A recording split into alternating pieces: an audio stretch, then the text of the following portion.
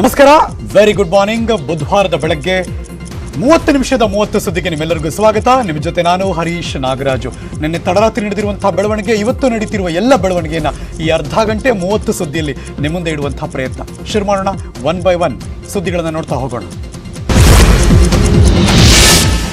ಕೇಂದ್ರದಲ್ಲಿ ಸದ್ದು ಮಾಡ್ತಾ ಭಾರೀ ಕೋಲಾಹಲ ಮೂಡಿಸಿದ್ದ ಪೆಗಾಸಸ್ ರಾಜ್ಯದಲ್ಲೂ ಕೂಡ ಕೈ ಹಾಕಿತ್ತು ಅನ್ನೋ ಭಯಾನಕ ಅಂಶ ಈಗ ಹೊರಗೆ ಬಿದ್ದಿದೆ.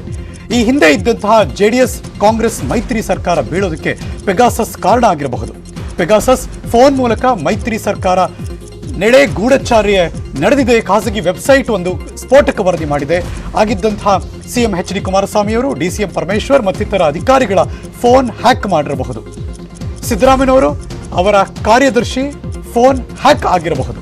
ಈ ಮಾಹಿತಿ ಆಧರಿಸಿ ಮೈತ್ರಿ ಸರ್ಕಾರ ಬೀಳಿಸಿರಬಹುದು ಅಂತ ವರದಿ ಮಾಡಿದೆ. ಈ ಪೆಗಾಸಸ್ ಪ್ರಕರಣದ ವಿರುದ್ಧ ಸಿಡಿದೆದ್ದಿರೋ ಕಾಂಗ್ರೆಸ್ ಕೇಂದ್ರದ ವಿರುದ್ಧ ಆರೋಪಗಳ ಸುರಿಮಳೆಗೆಳೆದಿದ್ದಾರೆ. ದೆಹಲಿಯಲ್ಲಿ ಸುದ್ದಿಗೋಷ್ಠಿ ನಡೆಸಿ ಕೇಂದ್ರ ಸರ್ಕಾರದ ಆಪರೇಷನ್ ಕಮಲದ ಮೂಲಕ ಪ್ರಜಾಪ್ರಭುತ್ವವನ್ನು ಕೊಲೆ ಮಾಡಿದೆ. ಹಿಂದಿನ ಕಾಂಗ್ರೆಸ್ ಜೆಡಿಎಸ್ ಮೈತ್ರಿ ಸರ್ಕಾರ ಬೀಳಿಸೋದಕ್ಕೆ ಪೆಗಾಸಸ್ ಬಳಸಿದೆ. ಈ ಬಗ್ಗೆ ಜನತಾ ನ್ಯಾಯಾಲಯಕ್ಕೆ ಹೋಗ್ತೀವಿ. ಈ ವಿಷಯವನ್ನ ಸಂಸತ್ತಲ್ಲಿ ಚರ್ಚೆ ಮಾಡ್ತೀವಿ.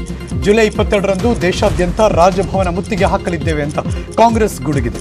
ರಾಜ್ಯದಲ್ಲಿ ಸಿಎಲ್ಪಿ ನಾಯಕ ಸಿದ್ದರಾಮಯ್ಯನವರ ನೇತೃತ್ವದಲ್ಲಿ ರಾಜಭವನಕ್ಕೆ ಕಾಂಗ್ರೆಸ್ ಮುತ್ತಿಗೆ ಹಾಕಲಿದೆ. Any MLA can resign, go home, no problems. There is no difficulty. However, when you make an MLA resign by allurement of joining the other party, then he stands disqualified. Otherwise, anti-defection law should be torn and thrown, and so should the constitution be. If constitution has to be respected, if rule of law has to sustain, then anyone who by allurement and bribery is resigning one party to join other party has to be disqualified. That is the law and the constitution of this country. Yes. They resigned, they went over to whom? BJP. And then they became ministers to earn spoils of power. So, Constitution's Anti-Defection Act says, once I am elected on symbol of a party, then only by two-third majority my party can be split and not otherwise. Otherwise I lose my membership. Hindustan के लोगों को introspection करना जरूरी है कि हम किधर जा रहे हैं, कहां थे हम लोग। एक भारत श्रेष्ठ भारत के नाम पे जो सरकार दिन रात थपथपाते हैं अपने को आप, वो जो नजारा पेश कर रहे हैं, हिंदुस्तान के लोगों को इंट्रोस्पेक्शन करना जरूरी है कि हम किधर जा रहे हैं, कहां थे हम लोग। एक भारत श्रेष्ठ भारत के नाम पे जो सरकार दिन रात थपथपाते हैं अपने को आप, वो जो नजारा पेश कर रहे हैं। ಪೆಗಾಸಸ್ ಮೂಲಕ ಕರ್ನಾಟಕದಲ್ಲಿ ಮೈತ್ರಿ ಸರ್ಕಾರವನ್ನು ಬೀಳಿಸಿದೆ. ಇದೇ ಪೆಗಾಸಸ್ ಗೂಢಚಾರಿಯ ಬಳಸಿಕೊಂಡು ಮಧ್ಯಪ್ರದೇಶ ಸರ್ಕಾರವನ್ನು ಕೂಡ ಬೀಳಿಸಿರಬಹುದು. ಗೋವಾ ಸರ್ಕಾರ ಬೀಳಿಸಿರಬಹುದು. ಈಗ ಮಹಾರಾಷ್ಟ್ರ ಸರ್ಕಾರ ಬೀಳಿಸೋದಕ್ಕೆ ಪ್ರಯತ್ನ ಪಡುತ್ತಿದ್ದಾರೆ. ಕುರ್ಚಿಗಾಗಿ ಗೂಢಚಾರಿಯ ಅಂತಹ ಸಂವಿಧಾನ ಬಾಹಿರ ಕೆಲಸವನ್ನು ಮಾಡಿದೆ. ಫ್ರಾನ್ಸ್ನಲ್ಲೂ ಕೂಡ ಸ್ನೂಪಿಂಗ್ ಬಗ್ಗೆ ತನಿಖೆ ಆಗ್ತಾ ಇದೆ. ಭಾರತದಲ್ಲೂ ತನಿಖೆ ಆಗಬೇಕು ಅಂತ ಮಲ್ಲಿಕಾರ್ಜುನ ಖರ್ಗೆ ಸೇರಿದಂತೆ ವೇಣುಗೋಪಾಲ್ ಕಿಡಿಕಾರರು.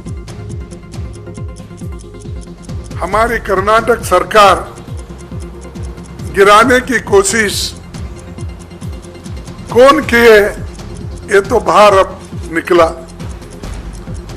किसने किसने कोशिश की, कहां पर हुआ, इसके लिए वो अधिकार में रहने के लायक नहीं है, ये हमने कहा था।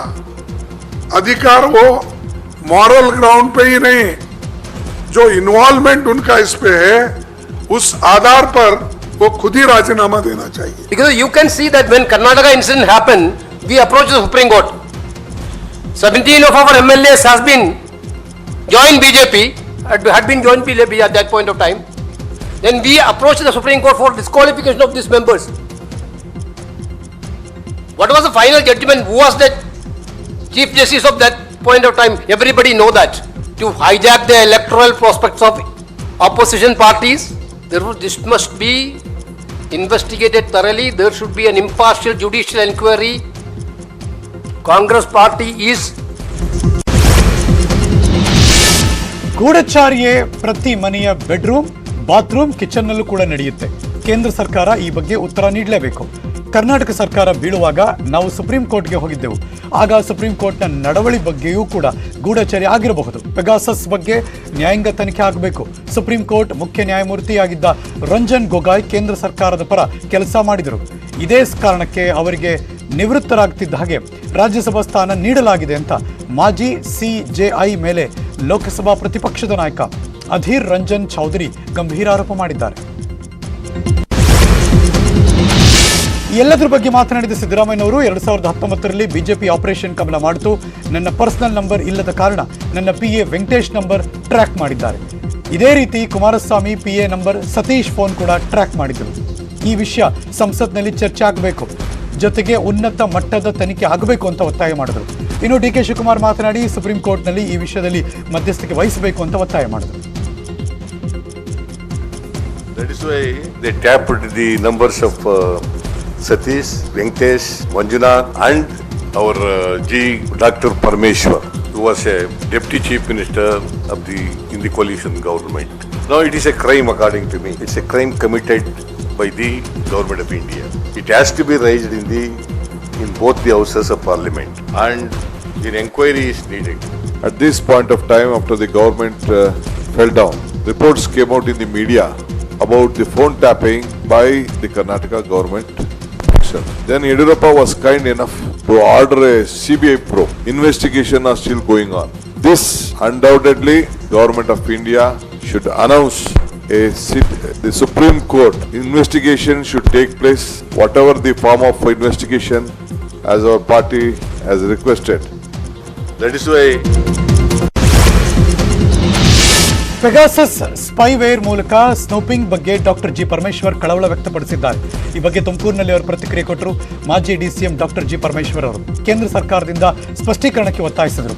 ಸ್ನೂಪಿಂಗ್ ಪ್ರಪಂಚದಲ್ಲಿ ದೊಡ್ಡ ಪ್ರಮಾಣದಲ್ಲಿ ನಡೆದಿದೆ. ಕೇಂದ್ರ ಸರ್ಕಾರ ಯಾಕೆ ಸುಮ್ಮನಿದೆ ಗೊತ್ತಿಲ್ಲ.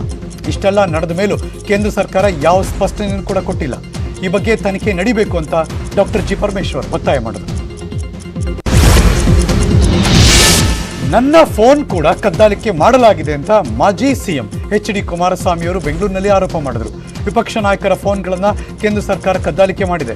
ಖಾಸಗಿ ವೆಬ್ಸೈಟ್ನಲ್ಲಿ ನನ್ನದು, ಸಿದ್ದರಾಮಯ್ಯನವರು ಹಾಗೂ ಡಾಕ್ಟರ್ ಜಿ ಪರಮೇಶ್ವರ್ ಹೆಸರಿದೆ. ನನ್ನ ಆಪ್ತ ಸಹಾಯಕರ 2 ಫೋನ್ಗಳು ಪೆಗಾಸಸ್ಗೆ ಒಳಗಾಗಿವೆ. ಕೇಂದ್ರ ಸರ್ಕಾರ ಬಂದ ಬಳಿಕ ಇದೆಲ್ಲ ನಡೀತಲೇ ಇದೆ. ನಾನು ಯಾವುದೇ ತಪ್ಪು ಮಾಡಿಲ್ಲ, ಭಯಪಡೋ ಪ್ರಶ್ನೆನೇ ಇಲ್ಲ ಅಂದರು HD ಕುಮಾರಸ್ವಾಮಿ. ಹಲವಾರು ಪ್ರಮುಖರ ಫೋನ್ಗಳನ್ನು ಟ್ಯಾಪ್ ಮಾಡ್ತಕ್ಕಂಥದ್ದು ಈಗ ನಡೀತಾ ಇರ್ತಕ್ಕಂಥದ್ದು ಎಲ್ರಿಗೂ ಗೊತ್ತಿರ್ತಕ್ಕಂಥ ವಿಚಾರ. ನಾನು ಸತ್ಯ ಹೇಳ್ತೀನಿ, ಬೇರೆಯವರು ಸತ್ಯ ಹೇಳಲಿಕ್ಕೆ ತಯಾರಾಗಿಲ್ಲ, ಒಪ್ಕೊಳ್ಳಿಕ್ಕೆ ತಯಾರಾಗಿಲ್ಲ.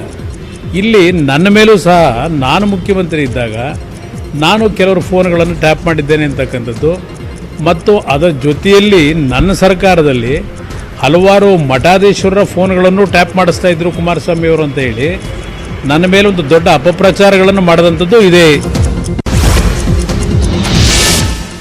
ರಾಜ್ಯ ರಾಜಕಾರಣದಲ್ಲೂ ಸಂಚಲನ ಮೂಡಿಸಿತು ಈ ಪೆಗಾಸಸ್. ಇದ್ರ ಬಗ್ಗೆ ಕಾಂಗ್ರೆಸ್ ಕೂಡ ಟ್ವೀಟ್ ಮಾಡಿ ಕಿಡಿಕಾರಿದ್ದಾರೆ. ಇಸ್ರೇಲಿ ಗೂಢಚಾರಿಕೆ ಸಾಫ್ಟ್ವೇರ್ ಪೆಗಾಸಸ್ ಮೂಲಕ ನಮ್ಮ ನಾಯಕರಾದ ಸಿದ್ದರಾಮಯ್ಯನವರು, ಡಾಕ್ಟರ್ ಜಿ ಪರಮೇಶ್ವರ್ ಅವರ ಫೋನ್ಗಳನ್ನು ಕದ್ದು ನೋಡಲಾಗ್ತಾ ಇದೆ ಅನ್ನೋ ವಿಚಾರ ಬೆಳಕಿಗೆ ಬಂದಿದೆ. ರಾಜ್ಯ ಬಿಜೆಪಿ ಪಕ್ಷ ಇಂತಹ ನೀಚ ಕೃತ್ಯಕ್ಕೆ ಇಳಿಯುವ ಮೂಲಕ ಅದೊಂದು ರಾಜಕೀಯ ಪಕ್ಷವಾಗಿರದೆ ವಿಧ್ವಂಸಕ ಕೃತ್ಯವೆಸಗುವ ಸಂಘಟನೆ ಅಂತ ಸಾಬೀತು ಮಾಡಿದೆ ಅಂತ ಕಿಡಿಕಾರಿದೆ. ಇನ್ನು ಕಾಂಗ್ರೆಸ್ JDS ಬಿಟ್ಟು ಹೋಗಿದ್ದ ಅತೃಪ್ತ ಶಾಸಕರ ಫೋನ್ಗಳಿಗೂ ಕೂಡ ಪೆಗಾಸಸ್ ಕಾಟ ತಗಲಿರೋ ಸಾಧ್ಯತೆ ಇದೆ ಅಂತ ಟ್ವೀಟ್ ಮಾಡಿದ್ದಾರೆ. ಪೆಗಾಸಸ್ ಬಗ್ಗೆ ಕಾಂಗ್ರೆಸ್ ಪಕ್ಷ ನಮ್ಮ ಕೇಂದ್ರದ ವಿರುದ್ಧ ಆರೋಪಿಸಿದೆ. ಇದು ಸತ್ಯಕ್ಕೆ ದೂರವಾದ ಸಂಗತಿ ಅಂತ ಡಾಕ್ಟರ್ ಅಶ್ವಥ್ ನಾರಾಯಣ್ DCM ಹೇಳಿಕೆ ಕೊಟ್ಟಿದ್ದಾರೆ. ಪೆಗಾಸಸ್ ವರದಿ ಲೀಕ್ ಬಗ್ಗೆ ಯಾವುದೇ ಸಾಕ್ಷ್ಯಗಳನ್ನು ಕೊಟ್ಟಿಲ್ಲ, ಸಾಕ್ಷ್ಯಗಳಿಲ್ಲದೆ ಆರೋಪಗಳನ್ನು ಮಾಡ್ತಾ ಇದೆ. ಇಂತಹ ಸಂಸ್ಕೃತಿ ನಮ್ಮದಲ್ಲ ಅಂತ ಕಾಂಗ್ರೆಸ್ ಆರೋಪಕ್ಕೆ ಕಿಡಿಕಾರಿದ್ದಾರೆ. ದೆಹಲಿ ಪ್ರವಾಸದಲ್ಲಿರೋ DK ಶಿವಕುಮಾರ್ ನಮ್ಮಲ್ಲಿ ಸಣ್ಣ ಪುಟ್ಟ ಭಿನ್ನಾಭಿಪ್ರಾಯಗಳು ಇವೆ ಅಂತ ಒಪ್ಪಿಕೊಂಡಿದ್ದಾರೆ. ಹೈಕಮಾಂಡ್ ಭೇಟಿ ಬಳಿಕ ಮಾತನಾಡಿದ KPCC ಅಧ್ಯಕ್ಷರಾದ DK ಶಿವಕುಮಾರ್ ಅವರು ರಾಹುಲ್ ಗಾಂಧಿ ಒಗ್ಗಟ್ಟಾಗಿ ಹೋಗೋದಕ್ಕೆ ಸೂಚನೆ ಕೊಟ್ಟಿದ್ದಾರೆ. ಕಾಂಗ್ರೆಸ್ ಸಾಮೂಹಿಕ ನಾಯಕತ್ವ ನಂಬಿಕೆ ಇಟ್ಟುಕೊಂಡಿರುವಂತಹ ಪಕ್ಷ. ನಮ್ಮಲ್ಲಿ ಡಜನ್ ಲೀಡರ್ ಇದ್ದಾರೆ, ಎಲ್ಲ ಒಟ್ಟಾರೆ ಚುನಾವಣೆಗೆ ಹೋಗ್ತೀವಿ, ರಾಜ್ಯದಲ್ಲಿ ಕಾಂಗ್ರೆಸ್ ಅಧಿಕಾರಕ್ಕೆ ಬರುತ್ತೆ ಅಂತ ಹೇಳಿಕೆ ಕೊಟ್ಟರು. ಕಲೆಕ್ಟಿವ್ ಲೀಡರ್ಶಿಪ್ ಅಲ್ಲಿ ನಂಬಿಕೆ ಇರುವಂತದ್ದು. ಚುನಾವಣೆ ಕೂಡ ಸಾಮೂಹಿಕ ನಾಯಕತ್ವದಲ್ಲಿ ನಾವು ಹೋಗ್ತೇವೆ. ಬರೀ ಒಬ್ರು ಇಬ್ರು ಅಂತಲ್ಲ, ನಮ್ಮಲ್ಲಿ 12 ಲೀಡರ್ಸ್ ಇದ್ದಾರೆ. ಎಲ್ಲರೂ ಸೇರಿ ಒಟ್ಟಿಗೆ ಸೇರಿ ಎಲೆಕ್ಷನ್ ಮಾಡ್ತೇವೆ. ಜನ ಇವತ್ತು ನಮ್ಮನ್ನ ತರಬೇಕು ಅಂತೇಳಿ ನಿಂಬಾಯಲ್ಲೇ ಹೇಳಿಸ್ತಾ ಇದ್ದಾರೆ. ಕಲೆಕ್ಟಿವ್ ಲೀಡರ್ಶಿಪ್ ಅಲ್ಲಿ ನಂಬಿಕೆ ಇರುವಂತದ್ದು. ಚುನಾವಣೆ ಕೂಡ ಸಾಮೂಹಿಕ ನಾಯಕತ್ವದಲ್ಲಿ ನಾವು ಹೋಗ್ತೇವೆ.